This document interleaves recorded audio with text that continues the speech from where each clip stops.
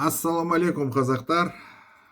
Жақында біреудің Астана қаласында көшуді қысқартқысы келетінін естідім. Олардың айтуынша Астана тым көп қоныстанған. Тұрғындар саны тым көп. Қысқарту, тоқтату керек деп қоныстаруды.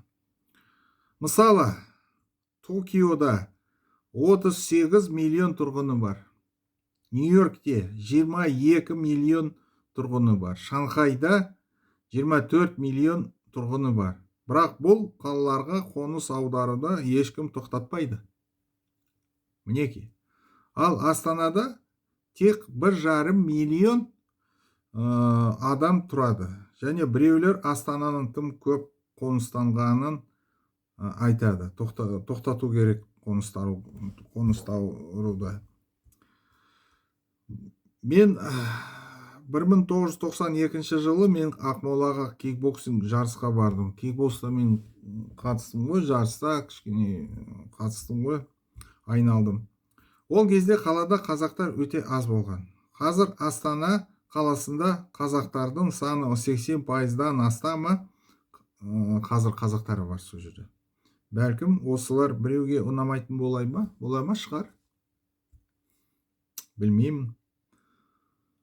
Бірақ мен ойымша, біздің қазақ дөңгендері, орыстары, корейлер, ұйғырлар, барлық басқа ұлт өкілдері, біздің қазақ ұлт өкілдері Астана көшсін, келсін.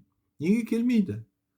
Қазір ол тек қана біздің қазақтың астанасы емес, ол бүкіл қазақстандық халықтың астанасы ғой, бүкіл Қазақстан. Қазір Нұрсұлтан Назарбаевты жиі қырғынға ұшырады. Бірақ елорданы Астанаға көшіріп жатқаны үшін оған алғыс айтуымыз керек. Қазір Алматы қаласы өте көп қоныстанған. Мұнда адамдар көп қазір. Вообще ауа жетпейді, ауа пайдаланған көлік газдардан лас. Ал Алматыда Қазақстанның астанасы болса, не болар еді? Егер өшеде Астана болса, қалса. Қазір уже кептелістер көп, жол кептелістер. Өте алмайсың ғой. Ал егер Астана қалса өшеде, білмеймін. Біреулер айтады, сіздерді қазақтардың тәуелсіздік қалғаннан бері ештеңе салмағаныңызда үнемі теріске шығарады бізе. Айтады бізе, ештеңе салмады сендер. Ал Астана салдық қой. Мінеки, Астана бар бізде. Астана қаласы қазақтардың мақтанышы. Астанада 3-4 миллион қазақ болсын. Астана Қазақстанның солтүстігіндегі қазақтардың сіңірілмейтін қамалына айналу тиіс. Ал осылар ұнамайтындар, сонда оларды тыңдаудың қажеті жоқ, менің ойымша. Жазда біз Астананың оңтүстігінде қалада болдық біз. Қай қалада айтпаймын, құпия, керек жоқ, аналар түсінеді. Сол жерде мен жергілікті тұрғындармен сөйлестім. Олар қай елде тұратынын түсінбейсіз вообще. Қай елде, қай мемлекетте тұратынын.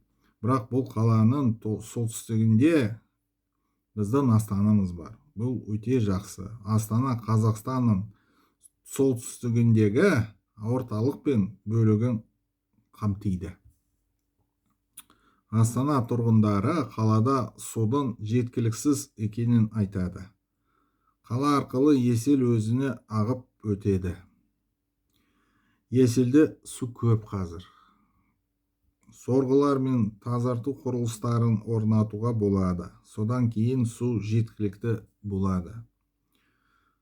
Қыста Астананың төңірегінде де, өзінде де қар көп жиналады. Жер асты су қоймаларын салып, онда су жинауға болады. Пайдалануға болады. Содан кейін жиналып, су қоймалары жер астына жиналып, суына пайдалануға болады.